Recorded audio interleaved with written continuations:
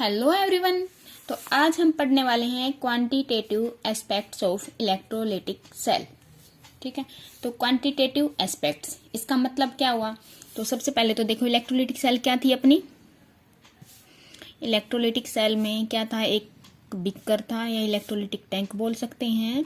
उसमें क्या था, सॉल्यूशन था इलेक्ट्रोलाइट का एंड दो इलेक्ट्रोड थी, एनोड और कैथोड, और उनको हमने कनेक्ट कर दिया था एक बैटरी से। ठीक है, ये था electrolytic cell.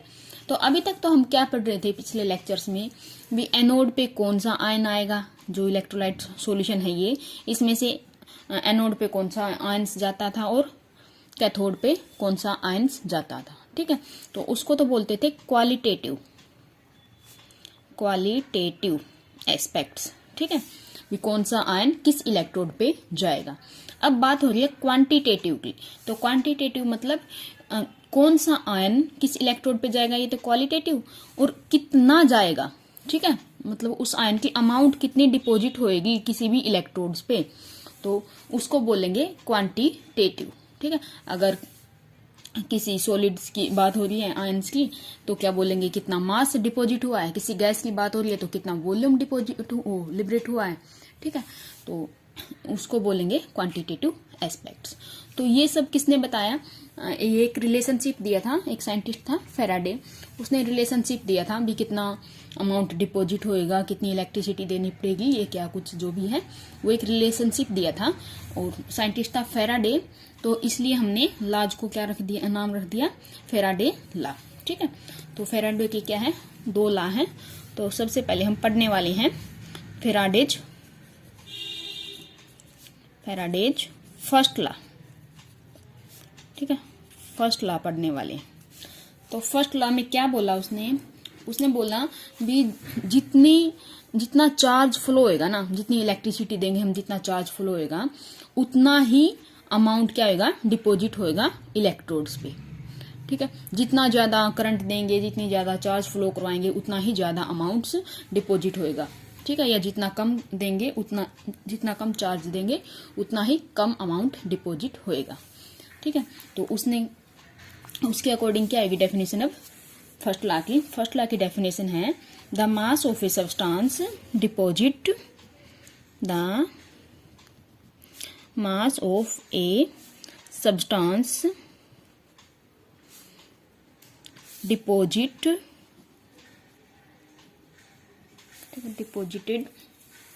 Eight a particular electrode मतलब किसी भी इलेक्ट्रोड पे किसी मास का कितना जो है, किसी सब्सटेंस का कितना मास डिपॉजिट होएगा, वो होएगा is directly proportional to the amount of charge passing through the solution.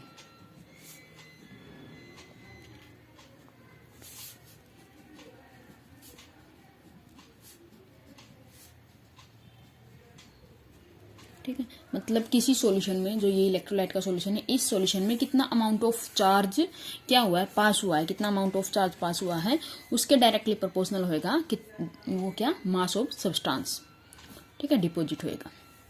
तो कैसे लिखेंगे इसको, इसने क्या बोला, मास ऑफ सब्सटेंस। ठीक है, उसको लिख लेते हैं हम W से, किसके डायरेक्टली प्रोपोर्शनल है, चार्ज से।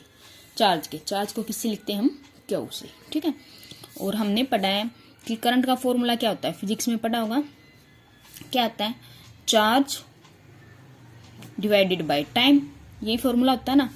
यानी कि करंट को किससे लिखते हैं, I से। I किसके इक्वल होता है, Q डिवाइडेड बाय टाइम। ठीक है, तो Q किसके इक्वल होएगा, यानी कि चार्ज I इंटू टी।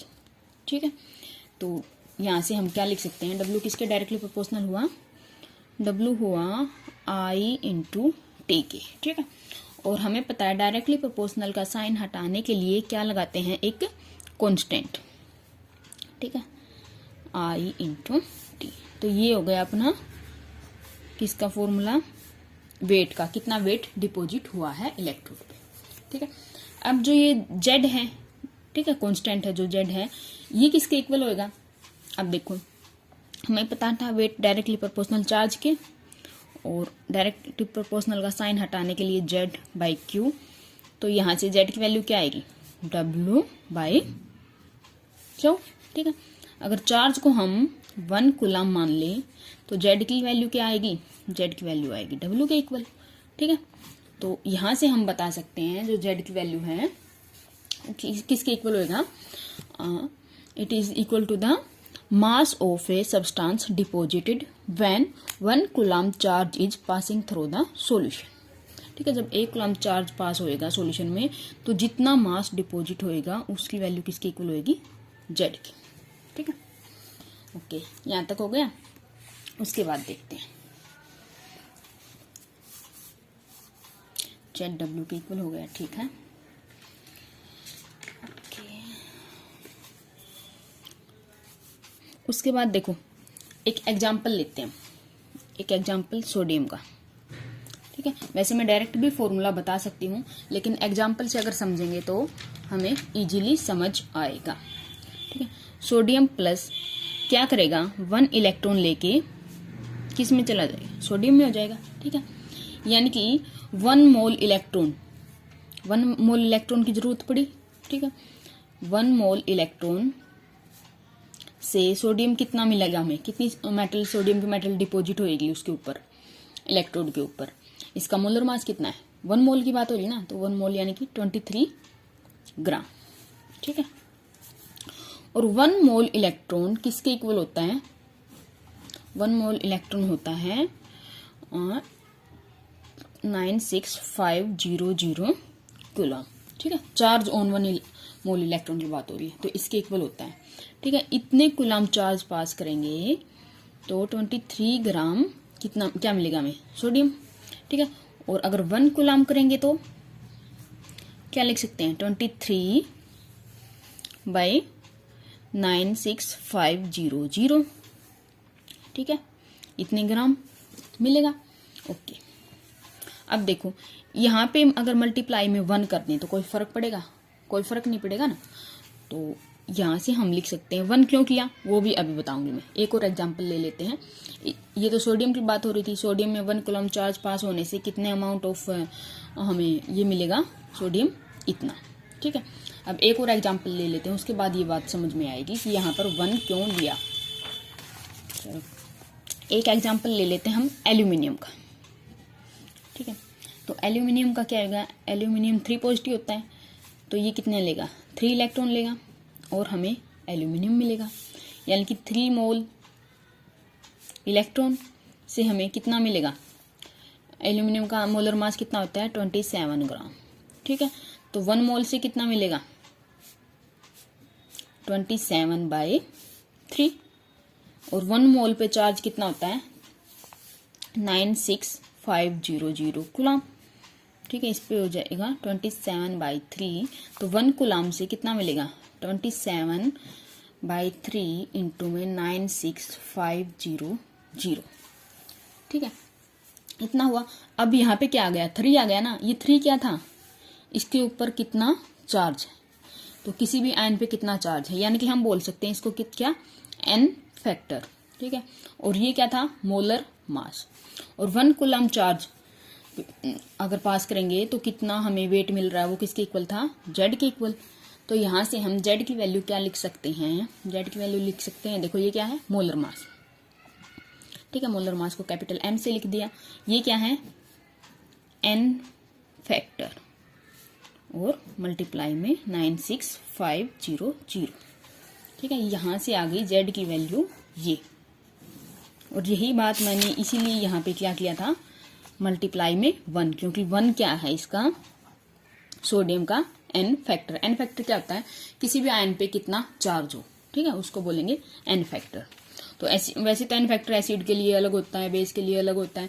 यहाँ पर हम इलेक्ट्रोकेमिस्ट्री में आयंस की बात कर रहे हैं, तो आयंस के लिए डेफिनेशन यही होगी भी कितना चार्ज है उसके ऊपर। ठीक है, यानी कि कितने इलेक्ट्रॉन का ट्रांसफर हो रहा है, ऐसे बोल सकते हैं। तो वो हो जाएगा n फैक्टर। इतना समझ आया? अब देखो उसके बाद जो अपना क्या था ये, यहाँ से, सॉरी यहाँ से देखो W किसके ऊपर था, किसके इक्वल था, W था ZIT, ठीक है। तो यहाँ से बोल सकते हैं Z क्या आएगा, M into N factor into 96500 और IT, ठीक है।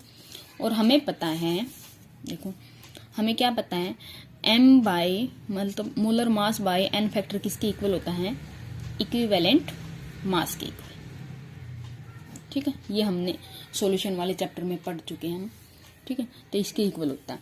तो यहाँ से एक फॉर्मूला क्या बन जाएगा, एक फॉर्मूला बन जाएगा W किसके इक्वल हो गया, इक्विवेलेंट मास इंटू में IT डिवाइड में 96500। एक फॉर्मूला ये बन गया।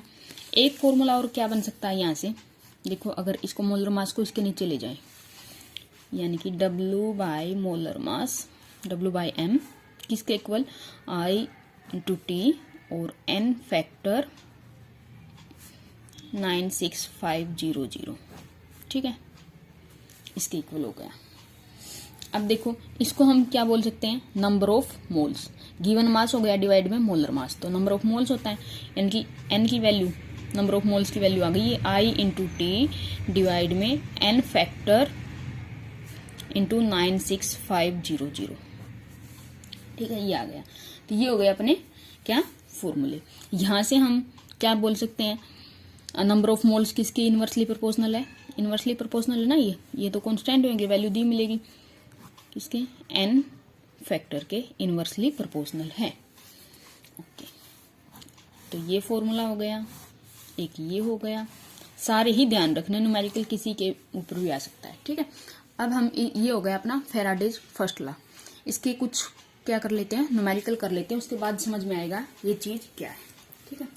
उससे पहले मैं ये जो बार बार 96500 लिख रही हूँ, ठीक है, इसका मतलब बताती हूँ। वैसे ये स्टार्ट करने से पहले ही बताना चाहिए था, लेकिन भूल गई, अभी बता देती हूँ इसका मतलब, ठीक है। अब देखो हमें पता है चार्ज ऑन 1 इलेक्ट्रॉन, एक इलेक्ट्रॉन पे कितना चार्ज होता है, 1.6 इंटू 10 की पावर माइनस 19 कूलम, ठीक है। तो 1 मोल पे कितना आएगा, चार्ज ऑन 1 मोल इलेक्ट्रॉन कितना आएगा, 1.6 इंटू 10 की पावर माइनस 19 कूलम इंटू 1 मोल की बात हो रही है, तो एक मोल में कितने होते हैं इलेक्ट्रॉन्स, कुछ भी चीज, किसने 6.022 इंटू 10 की पावर 23 इसके इक्वल होती है। अगर इन दोनों को मल्टीप्लाई करेंगे तो वैल्यू आती है 96486, ठीक है। और ये लगभग किसके इक्वल बोल सकते हैं हम, 96500।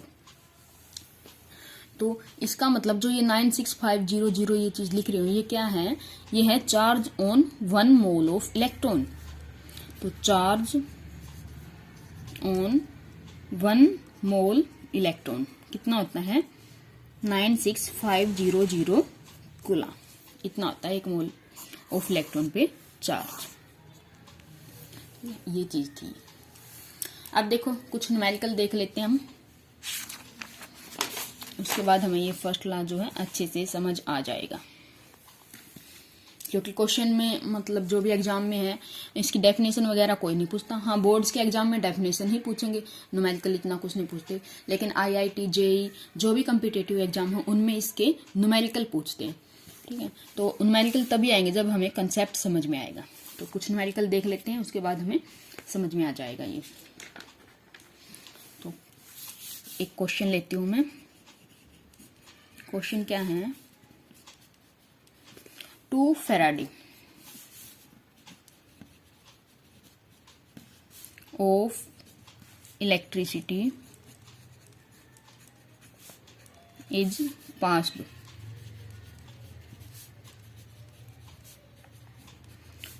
through a copper sulfate solution.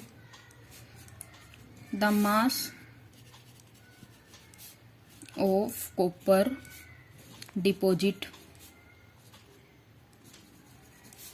At cathode is, और एटॉमिक मास कॉपर का क्या है 63.5 ग्राम। ये सब हमें दिया ही मिलेगा, ठीक है। तो ये क्या बोल रहा है, 2 Faraday of electricity is passed, जो इलेक्ट्रिसिटी पास कितनी हुई है 2 फैराडे, ठीक है, through a copper sulphate solution में। तो हमें बताना the mass of copper deposit at cathode, cathode पे कितना मास जो है कॉपर का डिपॉजिट हुआ है। तो हमें पता है फॉर्मूला क्या होता है मास का, मास ही निकालना ना, ZIT ये होता है। और ये ZIT क्या हो गया, ये 2 फैराडे ऑफ इलेक्ट्रिसिटी की बात हो रही है, यानी कि कितना चार्ज है पास हुआ है, तो ये हो जाएगा 2F के इक्वल, 2 फैराडे के इक्वल।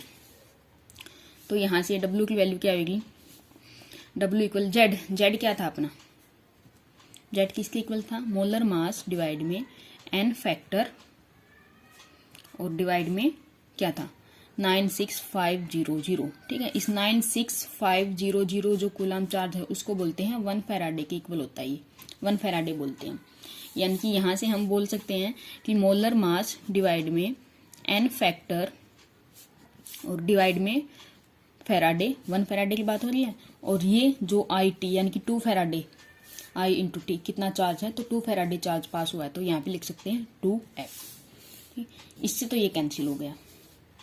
मोलर मास कितना दे रखा है 63.5 ग्राम, और N फैक्टर कितना होगा कॉपर का, मतलब कॉपर के ऊपर चार्ज कितना है, देखो CuSO4 है, तो किस फॉर्म में होगा ये Cu2 positive plus SO4 2 negative, यानी कि Cu2 पॉजिटिव है, Cu2 पॉजिटिव ये 2 इलेक्ट्रॉन लेगा, उसके बाद कॉपर बनेगा, ठीक है।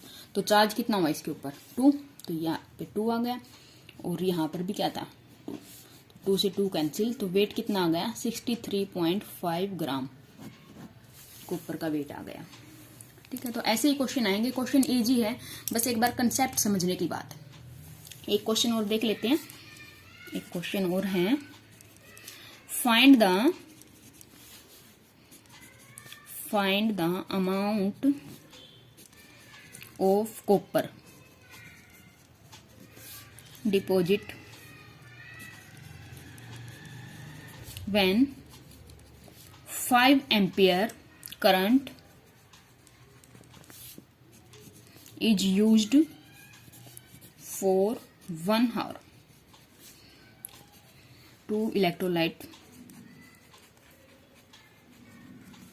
CuSO4 solution। यहाँ पे फैराडे की वैल्यू हमें दी मिलेगी, वैसे याद भी रख लेना, कई बार नहीं दी मिलती, ज्यादातर दी ही मिलती है, ठीक है। इसमें दे रखी है क्वेश्चन में 1 फैराडे इक्वल 96500 कूलम, एंड जो कॉपर का एटॉमिक मास है, एटॉमिक मास किसका कॉपर का, वो कितना दे रखा है 63.5 ग्राम। तो देखो क्वेश्चन क्या बोल रहा है, find the amount of copper, copper की अमाउंट ही बतानी है, कब deposit when 5 ampere current is used, current कितना यूज हुआ है 5 एम्पियर, और कितने घंटे के लिए 1 आवर के लिए। तो देखते हैं W किसके इक्वल होता है ZIT, और Z किसके equal molar mass N factor और 1 फैराडे, ठीक है, और IT, यहां से मोलर मास कितना दे रखा है 63.5, N फैक्टर अभी देखा था हमने पिछले क्वेश्चन में भी, कॉपर पे कितना चार्ज होएगा 2 फैराडे यानी कि 1, इसको बोल सकते हैं 1 फैराडे की वैल्यू 96500। I कितना करंट दिया है 5 एम्पियर दे रखा है। अब टाइम कितना दे रखा है 1 आवर के लिए, लेकिन टाइम हमें सेकंड्स में लेना है, तो सेकंड्स में लेंगे तो 60 × 60 ये होगा ना 3600, एक आवर में कितने सेकंड होंगे 3600, ठीक है। तो अगर इसकी कैलकुलेशन करेंगे हम, तो सब कुछ तो दे ही रखा, बस फॉर्मूला ध्यान रखना है, सब कुछ दे रखा, तो इसकी कैलकुलेशन करेंगे तो लगभग आएगी 5.8 ग्राम, ठीक है।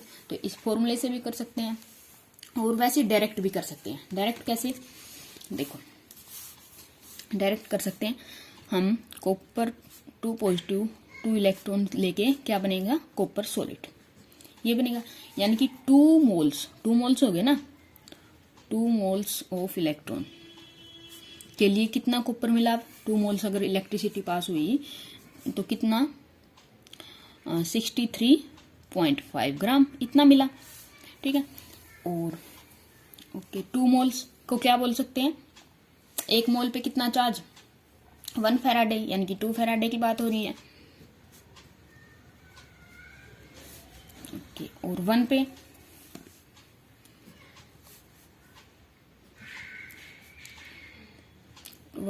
सॉरी इसको ऐसे कर सकते हैं हम, 2 इंटू 2 मोल्स, 1 मोल पे कितना है 96500 कूलम, इसके इक्वल 63.5 ग्राम। ठीक है, और 1 कूलम पे कितना होगा 63.5 इंटू 2 इंटू 96500, इतना। ठीक है, और चार्ज कितना पास हुआ है, चार्ज पता है हमें, चार्ज किसके इक्वल होता है I इंटू टी, और I कितना है 5 एम्पियर है, और टाइम कितना है वही 3600 सेकेंड। तो इतने पे कितना होएगा 5 इंटू 3600 पे कितने ग्राम जो है कॉपर मिलेगा, वो मिलेगा हमें 63.5 29655। ये तो वैसे का वैसा, क्योंकि 1 कूलम पे इतना मिल रहा है, तो इतने कूलम पे मल्टीप्लाई में 5 इंटू 600, तो यही वाली आ गई ना, देखो यही वाली।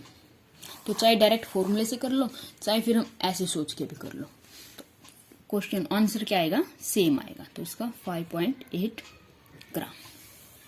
ठीक है, हो जाएगा। तो चलो एक क्वेश्चन और देख लेते हैं, अभी आया हुआ ये नीट 2020 में। क्वेश्चन क्या है, क्वेश्चन है the number of faradays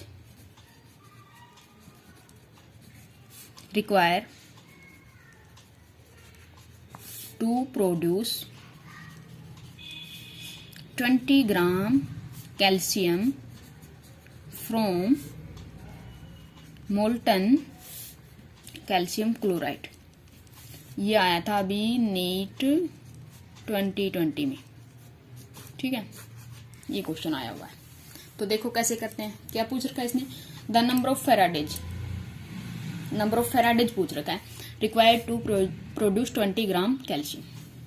number of faradays मतलब क्या पूछ रखा है इसने, चार्ज पूछ रखा है फेराडेज में। ठीक है, चार्ज पूछ रखा है, तो हम फॉर्मूला ऐसे भी लगा सकते हैं, W किसके इक्वल ZIT, Z किसके इक्वल मोलर मास डिवाइड में N फैक्टर और 96500, और IT यानी कि चार्ज, ये तो पूछ ही रखा है इसकी वैल्यू, तो और इसकी वैल्यू हमें दे रखी है, और इसमें क्या दे रखा है, मोलर मास भी दे रखा है किसका, कैल्शियम का 40 ग्राम। तो ये तो वेट कितना प्रोड्यूस हुआ 20 ग्राम, 20 ग्राम तो यहाँ लिख लिया। मोलर मास कितना हुआ 40 इंटू, ये तो हमें निकालना ही है, चार्ज तो निकालना ही है, NF। अब देखो N फैक्टर कितना यूज हुआ इसमें कैल्शियम में, कैल्शियम 2 पॉजिटिव 2 इलेक्ट्रॉन्स लेगा और कैल्शियम सॉलिड में बनेगा, तो यानी कि 2 इलेक्ट्रॉन, N फैक्टर कितना हुआ 2, और इसको क्या बोलेंगे 96500। ठीक है, तो देखो इससे 20 और 20 से 20, तो क्यों किसके इक्वल आया 96500, और ये किसके इक्वल होएगा 1 फेराडे के इक्वल। तो कितने फेराडे, नंबर ऑफ फेराडेज में पूछ रखा है ना, अगर कूलम में पूछ रखा था तो डायरेक्ट इसका इतना बोल सकते थे हम, लेकिन नंबर ऑफ फेराडेज पूछ रखा है तो कितना हुआ 1 फेराडे। तो ये आ गया अपना आंसर। ठीक है, ऐसे कर सकते हैं फॉर्मूले से, या फिर डायरेक्ट कॉमन सेंस से करना चाहें तो कैसे करेंगे, देखो तो करेंगे Ca2 positive calcium 2 positive 2 electron लेके क्या बनाएगा कैल्शियम। ठीक है, यहाँ पे 2 मोल्स ऑफ इलेक्ट्रॉन है। ठीक है, 2 मोल्स ऑफ इलेक्ट्रॉन है, और कितने ग्राम मिल रहा है हमें 40 ग्राम कैल्शियम। 2 मोल्स ऑफ इलेक्ट्रॉन पे चार्ज कितना होगा 2 फेराडे, और कितना मिल रहा है 40 ग्राम। ठीक है, लेकिन क्वेश्चन में क्या पूछा 20 ग्राम में कितना मिलेगा, तो देखो 40 ग्राम में हमें मिल रहा है कितना 2 फेराडे। ठीक है, यानी कि तो 20 में 1 में कितना होगा 2/40, और 20 में कितना होएगा 2/40 मल्टीप्लाई 20, और फेराडे, इससे ये कैंसिल, तो कितना आ गया 1 फेराडे। यानी कि 20 ग्राम कैल्शियम डिपॉजिट होने के लिए, प्रोड्यूस होने के लिए कितनी इलेक्ट्रिसिटी की जरूरत पड़ेगी 1 फेराडे। एक क्वेश्चन और देख लेते हैं। ठीक है, क्वेश्चन क्या है, क्वेश्चन है ड्यूरिंग द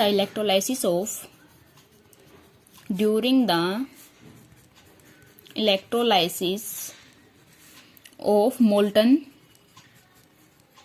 सोडियम क्लोराइड,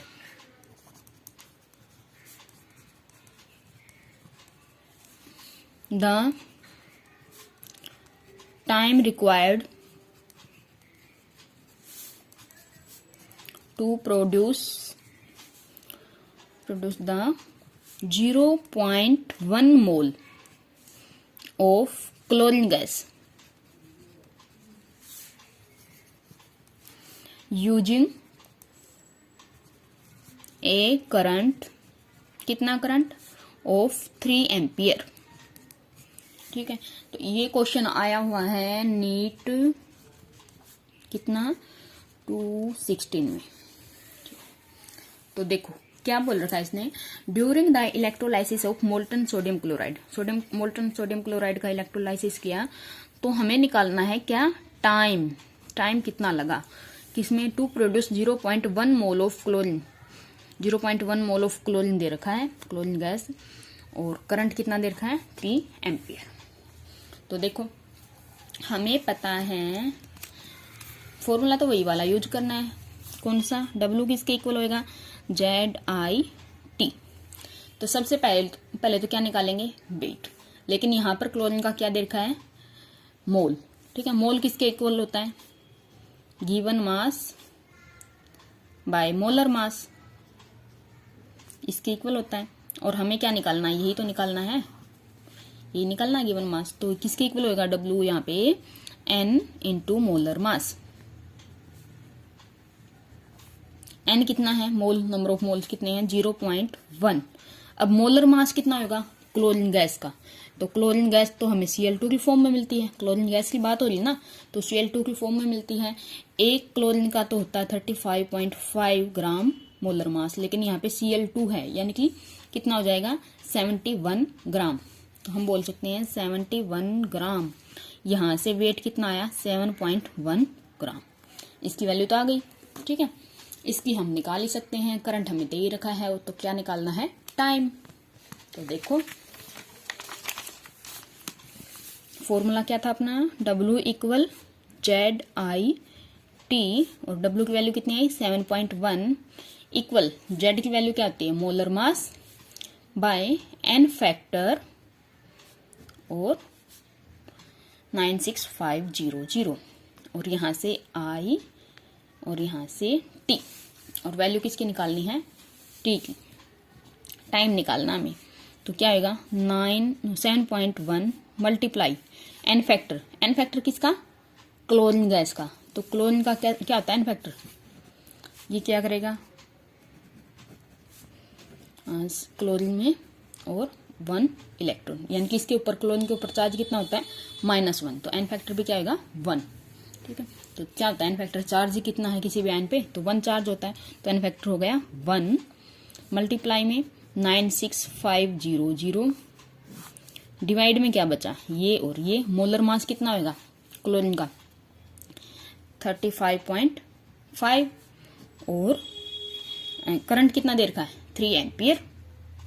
तो सोल्व करेंगे तो क्या आएगा 7, इसको 71 लिख लेंगे, इसको 96500, 71 लिखेंगे तो डिवाइड में 10 हो जाएगा, यहाँ पे 35.5 हो जाएगा, और 3, इससे ये कैंसिल 2, इससे ये कैंसिल। ठीक है, तो क्या आ गया 2 इंटू 9650 डिवाइड में कितना 3। तो अगर इसको सोल्व करेंगे तो आएगा 6433.33 कुछ इतना। ठीक है, ये आएगा सेकंड, लेकिन क्वेश्चन में क्या दे रखा था, मिनट में आंसर दे रखा था, तो अगर सेकंड में दे रखा है तो ठीक है, तो लेकिन MCQ क्वेश्चन आते हैं ना नीट में, तो मिनट में आंसर था, तो मिनट में करने के लिए क्या करेंगे 60 से डिवाइड कर देंगे, तो इसका आ जाएगा 107.2 मिनट। ठीक है, तो ये आ गया इसका आंसर। तो ये हो गए अपने कुछ क्वेश्चंस फर्स्ट लॉ पे, फैराडेज फर्स्ट लॉ क्या होता है और उसके कुछ क्वेश्चंस ये हमने पढ़ लिए हैं। नेक्स्ट लेक्चर में हम पढ़ेंगे Faraday's second law. Thank you.